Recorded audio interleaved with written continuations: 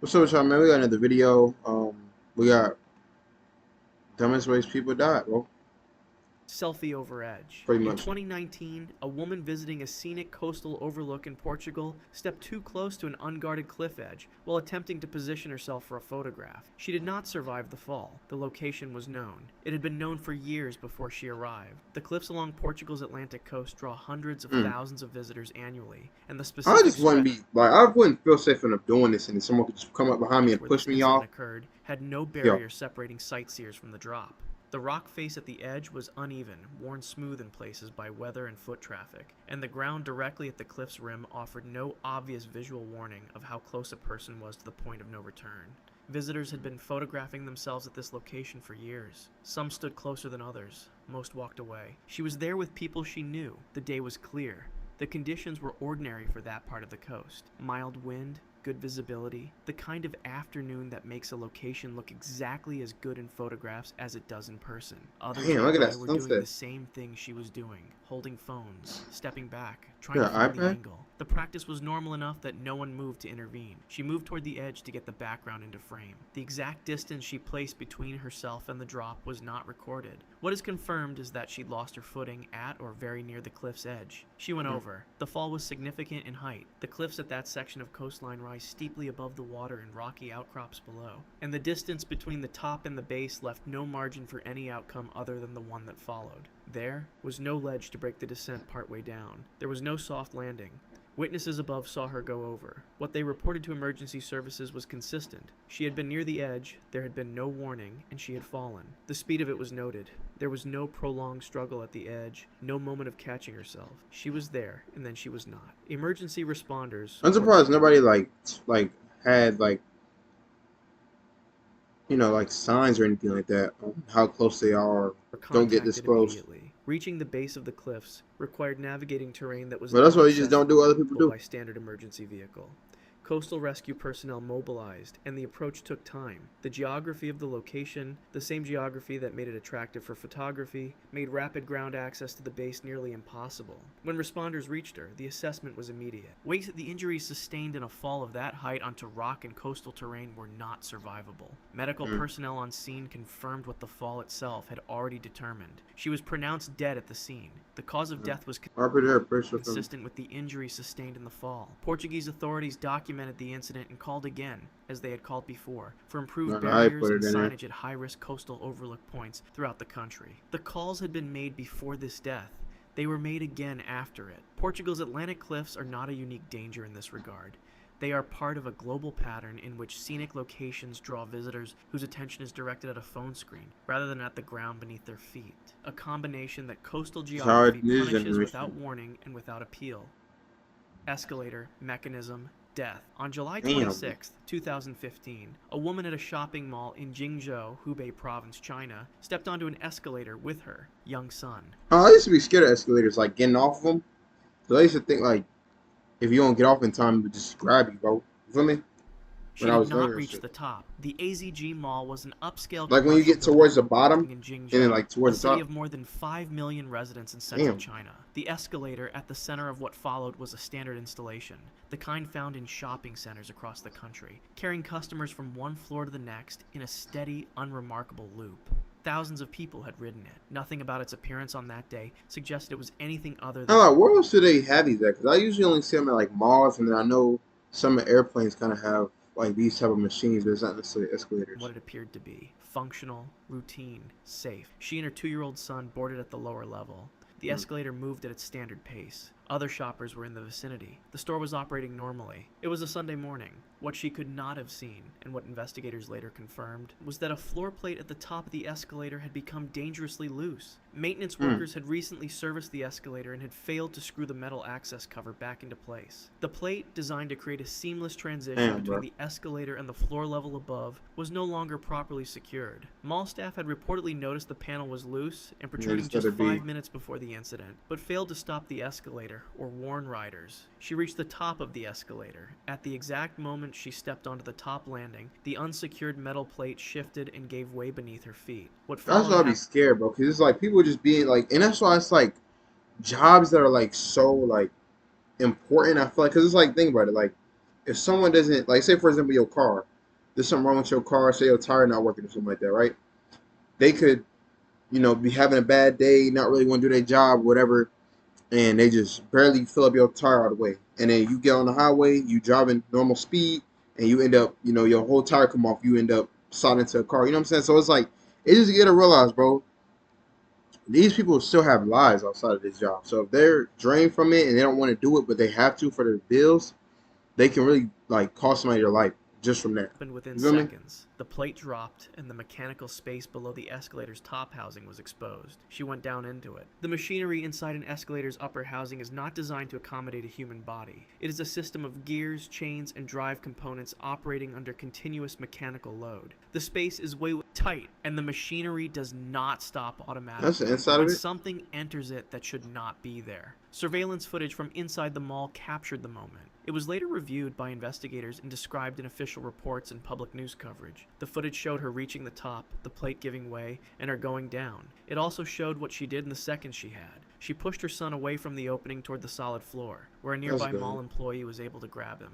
Her son was not pulled in. He survived. Store staff responded immediately. It became clear what had happened. And The escalator was stopped. Emergency services were called. The process of reaching her required accessing the mechanical housing of the escalator, which meant partial disassembly of the unit's upper components. Firefighters worked for 4 hours to cut open the escalator and recover her body. The injuries she sustained in the machinery were severe. She was pronounced dead. The cause of death was recorded in official findings, consistent with the injuries sustained inside the escalator's mechanical housing. Chinese government authorities launched an investigation. The escalator's manufacturer, Suzhou Shenlong Elevator Company, was found to have produced plates that were poorly designed and did not match original specifications. The investigators found the plates allowed them to work loose and tilt too easily. The mall was also found liable for failing to take proper emergency measures after staff discovered the escalator fault. Legal proceedings were initiated against those responsible. The incident prompted the Chinese government to conduct safety checks on escalators across the province, and Suzhou Shenlong's machines throughout Hubei were ordered out of service pending inspection. The footage of what happened and what she did in the seconds before it was too late was seen by millions of people across China and internationally. What the footage documented about her final act remained the part that stayed with anyone who watched it. Grain bin engulfment. In documented cases across American agricultural states, grain storage bins have claimed lives in a manner that safety authorities describe as one of the most rapid and least survivable hazards in farm work. One confirmed female fatality stands in the public record with enough detail to illustrate how completely and how quickly the hazard operates. A grain storage bin on an operational farm is not an object that announces its danger. From the outside, it is a large cylindrical metal structure, often 30 to 60 feet tall, filled with harvested grain. The grain inside settles, shifts, and sometimes crusts over at the surface. You'll be creating a false floor that appears solid. Beneath that crust, the grain has continued to shift, leaving a void. When the crust breaks, anything standing on it drops into the loose grain below. The process of engulfment from that point takes seconds. OSHA documentation on grain engulfment fatalities is specific on this. A person submerged to the waist in flowing grain cannot free themselves without external assistance. The weight of the grain against the body, combined with the vacuum-like effect created by grain flowing toward the auger or bin outlet below, makes self-rescue physically impossible. Every attempt to pull a leg free drives the other one deeper. She was working in or around the bin as part of standard farm operations. The task that placed her in proximity to the grain surface was routine by the standards of the operation. Someone nearby became aware that she had gone down. The alarm was raised. Grain bin rescue is a specialized emergency response. Standard fire and rescue. Personnel are not always equipped for it. The procedure requires stopping any active grain flow immediately, which means finding and shutting down the auger system that pulls grain toward the outlet. It then requires inserting a rescue tube, a curved metal form that responders drive into the grain around the trapped person to create a stable wall and stop the grain from continuing to press inward. Only once that tube is in place can the grain inside it be removed, bucket by bucket, to free the victim. The process takes time. In documented OSHA cases, even rapid response and proper equipment does not always produce a survivable outcome, particularly if the victim went under quickly and if there was a delay between the engulfment and the point at which rescuers could begin tube insertion. Responders arrived and began the process. The exact timeline of their attempts was documented in official records. The grain continued to exert pressure throughout the rescue operation. She was recovered from the bin. She did not survive. Cause of death was documented by the coroner as R.I.P. to her person, her family. I ain't gonna lie, I never knew like farmers like had to do that. Like I never knew what this was. I thought this was like, just to make it look good and Consistent show up. with compression and asphyxiation I used to see it injuries in Fortnite sustained and in the shit. grain engulfment. OSHA reviewed the incident, and findings consistent with their Frenzy standing Farm, Frenzy enforcement framework Field. around grain bin confined space entry protocols were applied to the operation. OSHA's grain handling standard 29 CFR 1910.272 is explicit and detailed. It prohibits workers from entering bins while grain removal equipment is operating. It requires lockout procedures. It Oh, so requires like it's not always on. It just was on that time when she went in there. observer stationed outside the Okay, bin that makes whenever sense. anyone enters it. It requires that workers be equipped with harnesses and lines whenever they must enter. These requirements Mm. exist because the grain bin hazard kills people consistently across decades I on never even heard farms of of this though. every size in every agricultural state. The standard does not exist because regulators anticipated a rare edge case. It exists because the deaths kept accumulating until a rule was written to stop them.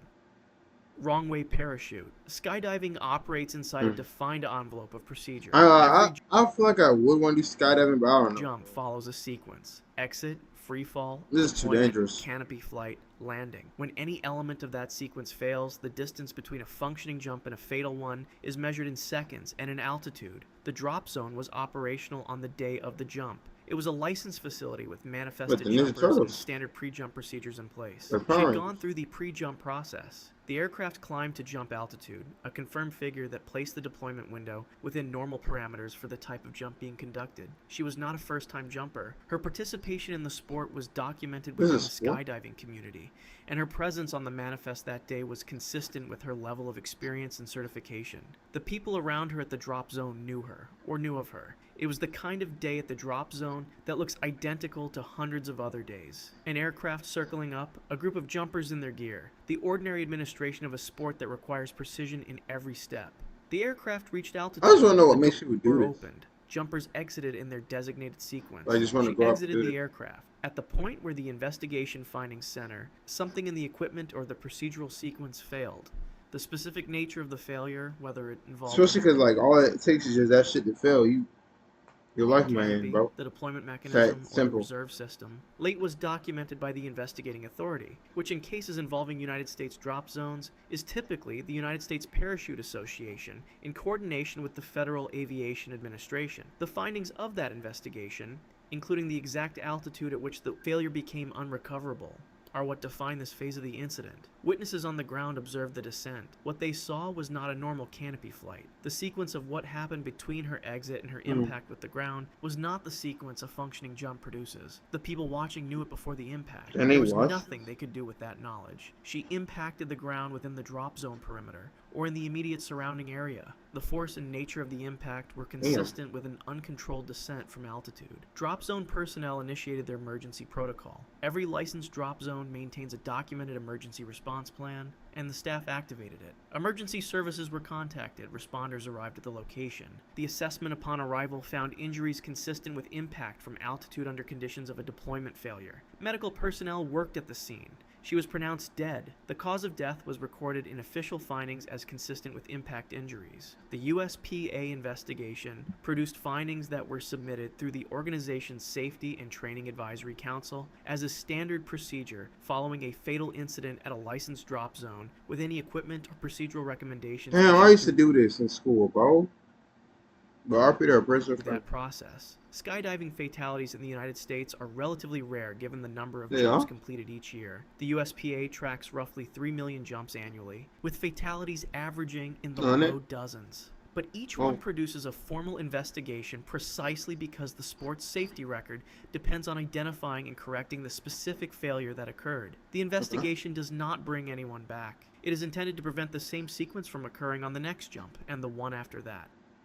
Tide pool tragedy. Peggy's Cove, Nova Scotia, is one of the most photographed locations in Canada. It is also one of the most consistently dangerous. The granite rocks that surround the lighthouse and extend to the water's edge are smooth, sloped, and continuously wet from wave action and sea spray. The Nova Scotia government has posted warning signs at the site for decades. The signs use plain language. They identify specific zones as hazardous. They instruct visitors not to proceed beyond marked areas. Visitors proceed anyway. The ocean at Peggy's Cove does not behave predictably. The Atlantic along that stretch of Nova Scotia coastline is subject to swells that arrive without visual warning from the surface level perspective of someone standing on the rocks. A swell that appears manageable from a distance can accelerate and surge upward when it meets the angled granite, producing a wave action that reaches well beyond the point a visitor might assume is safe. Water temperature in the area remains low across most of the year.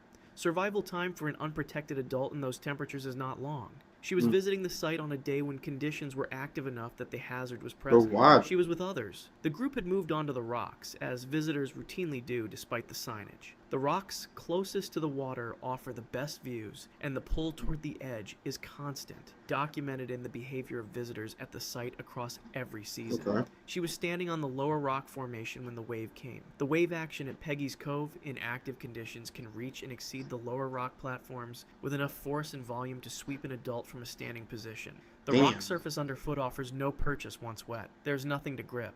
The slope of the granite in that area runs toward the water, not away from it. A person swept off their feet in that location moves in one direction. She went into the water. Bystanders on the rocks above and around her saw it happen. They were not in a position to reach her. The water where she entered was immediately active, and the same wave action that took her made approach from the rock surface extremely hazardous for anyone attempting to assist. Emergency services were contacted. The Canadian Coast Guard and Marine Rescue personnel responded to the call. Water rescue operations at Peggy's Cove involve coordination between Marine units and land-based emergency personnel, given the access limitations created by the rock formations and the absence of a conventional beach or entry point for rescue swimmers. Response time was as fast as the geography allowed. Water temperature at the time of the incident was within the range documented for that coastline in that season. At those temperatures, the physiological timeline for an unprotected person in the water, without a survival suit, is compressed significantly. The search was active. The conditions in the water during the operation complicated the recovery. She was recovered. She was pronounced dead.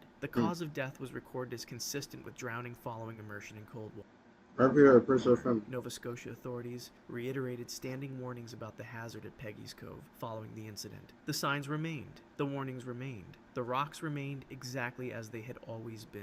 According to the Life Saving Society Nova Scotia, Peggy's Cove has for decades been among the sites with the highest number of drownings in the province. Officials have consistently noted that once a person enters the water at that location, the combination of pounding waves, steep and slippery rock faces, and powerful undertow makes escape essentially impossible even for strong swimmers. The ocean at Peggy's Cove does not offer second chances. Inflatable float drift, recreational inflatables, the oversized novelty floats shaped like flamingos, unicorns, pizza slices, and pool rings are designed for calm, enclosed water. They are not designed to resist wind. They have no anchor, no propulsion, and no meaningful resistance to current. In open coastal water, they function as sails, and the person lying on one functions as ballast that is rarely sufficient to stop the drift. She was at a beach on a day when the wind was present. The conditions looked manageable from shore. The water near the beach was calm enough that the float did not behave alarmingly at first. She entered the water with the inflatable in the way that people do on beach holidays, casually, without a plan for what would happen if the situation changed. It changed. Wind that pushes a lightweight inflatable float in open water does so faster than most people expect. The float does not move in the abrupt, alarming way that might prompt an immediate response from someone watching from the beach. It drifts. The person on it may not notice the so she might have went to sleep or something until they and look just back end at up the shore and all the way in further than they expected.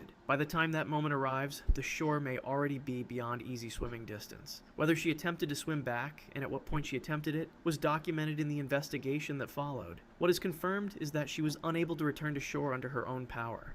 The distance the float had traveled and the effort required to cover it against the wind and any current present exceeded what was possible. Others on the beach or in the water became aware of the situation.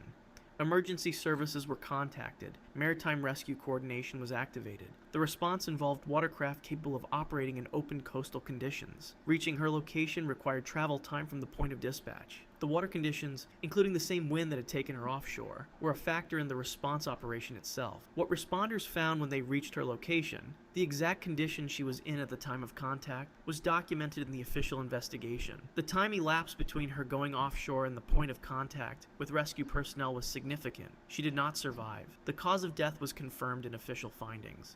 The maritime authority responsible for the waters where the incident occurred issued a public statement following the investigation, reiterating the specific hazard posed by recreational inflatables in open coastal water. The statement identified wind conditions as the primary contributing factor and advised that inflatables not be used in open water or in conditions where offshore wind was present. European maritime safety authorities have issued similar advisories repeatedly across multiple countries, following inflatable drift fatalities in the Mediterranean and Atlantic. The advice is consistent. Novelty inflatables are pool products. The moment they leave enclosed water, the risk profile changes entirely. The float does not know where the shore is. The wind does not care. Vending machine crush. A commercial vending machine, fully stocked, weighs between 400 and 900 pounds, depending on the unit. It is tall relative to its base. When it tips, it does not tip slowly. The machines are not designed to be interactive beyond the keypad. They are not designed to be rocked, tilted, shaken, People do be physically doing that a lot. manipulated by You the see people person do that in high standing in school front of too. them. When someone treats one as though it is any of those things, the physics do not accommodate that assumption. The Consumer Product Safety Commission has tracked this hazard for decades. The pattern across all documented cases is consistent. The machine tips and the person in front of it has no effective time to move. She was interacting with a vending machine in a way that involved applying physical force to the unit, whether this was an attempt to retrieve a stuck item, to recover money the machine had taken without That's what I'm dispatching. saying. You gotta realize, bro, there's nothing in here more than $4, bro. I promise you. So I guarantee you can't be that hungry to where you damn near risking your life to get some food. You feel me? It's not even that deep, bro. I don't even think you could put that money, like, I mean, now I know you can use your credit card, but like back then, I don't even think you could put that much in here anyway. Or some other reason was So you probably only documented lost in the like official maximum review. $4 or What the $5. Consumer Product Safety Commission and similar regulatory bodies have documented across multiple fatality cases is that the trigger for the tip is almost always the same. A person pushes, rocks, or pulls on the machine. The machine's center of gravity passes the tipping point. And from that moment, the outcome is determined by physics, not by intent. The machine tipped toward her. The speed at which a vending machine falls from its tipping point to full horizontal contact with whatever is in its path is not slow. The mass of the unit, several hundred pounds at minimum, is in motion for the full duration of the fall. The person standing directly in front of it has essentially no effective And that's like, time how to you gonna get out clear. from She under was there? struck. The weight and force of the machine coming down on a person standing in front of it produce injuries that are immediately severe. There is no version of this event in which a full-size commercial vending machine lands on a standing adult and the outcome is minor. Whoever was in the area responded first. They could not lift the machine. The weight of a fully stocked commercial vending machine is not within the physical capacity of bystanders to lift in a rescue scenario. Emergency services were contacted. Personnel arrived and That assessed the chainsaw? situation. Extraction Crowbar? required equipment. Moving the machine off her required the resources of emergency responders rather than bystanders. The time from the moment of impact to the point where she could be reached and assessed I feel like them was trying to determined pick it by up how might make it quickly worse. those resources arrived and could be applied. themselves. The assessment of her injuries confirmed what the mechanics of the incident had already established. She was pronounced dead. The cause of death was documented as consistent with crush injuries sustained when the vending machine fell onto her. The Consumer Product Safety Commission has documented at least 37 deaths from vending machine tip-overs between 1978 and 1995,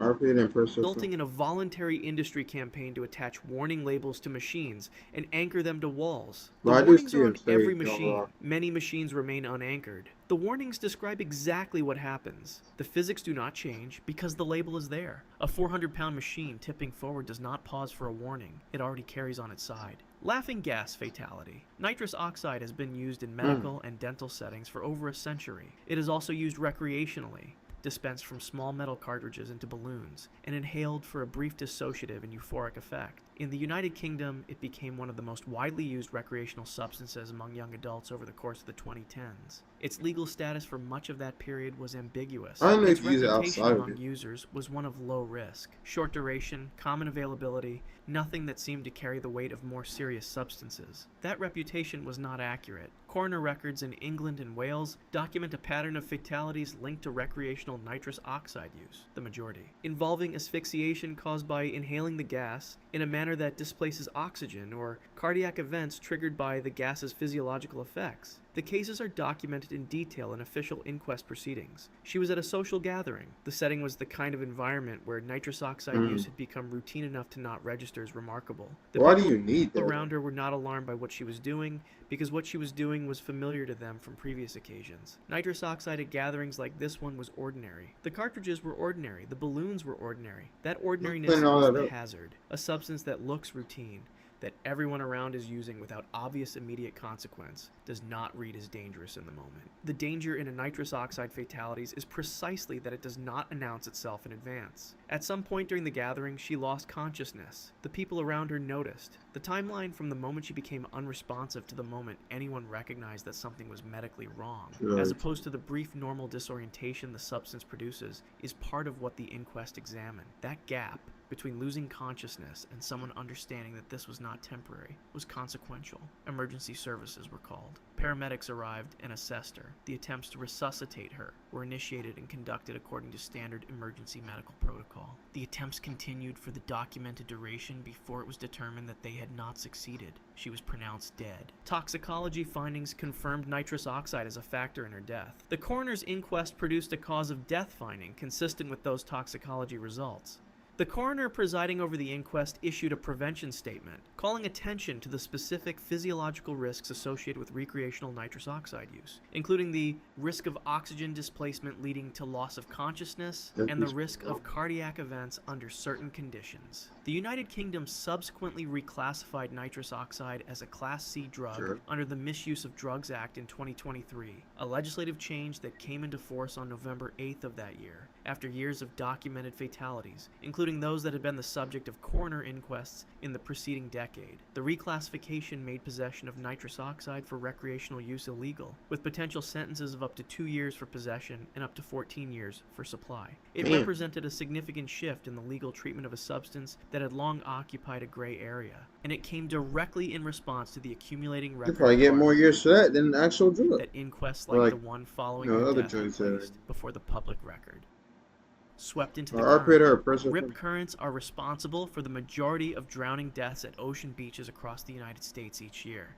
They are not obvious from the surface. They do not produce whitecaps or visible turbulence that the untrained eye recognizes as dangerous. They look in many cases like a slightly calmer patch of water between breaking waves, and that deceptive appearance draws swimmers in, rather than warning them away. The National Weather Service estimates rip currents account for more than 80% of rescues performed by surf beach lifeguards. They are fast, they are invisible, and the instinctive response to getting caught in one is exactly wrong. She was vacationing with family at a Gulf Coast beach. It was the kind of holiday that families take to beaches every summer. Children, sunscreen, a rental umbrella, the expectation of a normal afternoon in the water. The beach was a popular one. The conditions that day did not look alarming. The sky was clear. The waves were not extreme. Nothing about the surface of the water as she entered it communicated what was moving through it. Warning flags, where present, communicate general hazard levels. They do not show a swimmer exactly where a rip current is forming on that specific day at that specific hour, because rip currents shift and reform continuously as wave patterns change.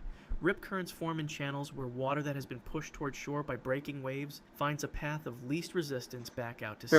They move rapidly, sometimes exceeding the swimming speed of a trained adult. They do not pull swimmers underwater. They carry them offshore, parallel to or directly away from the beach, and they do so quickly enough that by the time a swimmer realizes what is happening, the shore has already become distant. The instinctive response to being carried offshore is to swim directly back toward the beach against the current. This is the wrong response. It is also the nearly universal response among people who have not been trained otherwise. Swimming against a rip current exhausts the swimmer without making meaningful progress, and exhaustion in open water in an active current is fatal. She was carried out. Whether she attempted to swim against the current, or whether she recognized the hazard and attempted to swim parallel to shore to break free of it, was part of what responders and investigators later pieced together. What is confirmed is that she was unable to return to shore on her own, and that by the time the situation was recognized from the beach, she was already a significant distance from it. Bystanders and family members raised the alarm.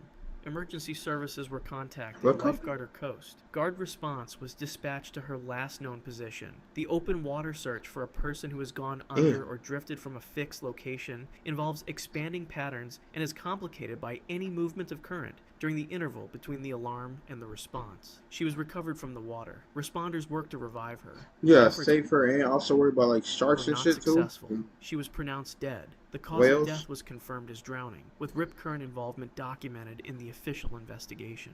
Beach safety authorities issued the standard reminders that follow any drowning at a surf beach. Check conditions before entering the water, know the warning flag system, swim near a lifeguarded area, and if caught in a rip current, do not exhaust yourself fighting it directly, but swim parallel to the shore until free of the channel, then angle back toward the beach. These reminders are issued after every such death. The beach opens again the next morning. If you want to see more, Damn. click All right, man. I appreciate everybody in this video. Check out these filmings. Help us all be able to learn from this and make better decisions. So we have to take care of our families and just find something we're passionate about. Chase our dreams. Don't me, YouTubers also something to chase our dreams. And so I go back here with our family. So I love you. So well, yeah, just as y'all more videos tomorrow probably. I make one more today.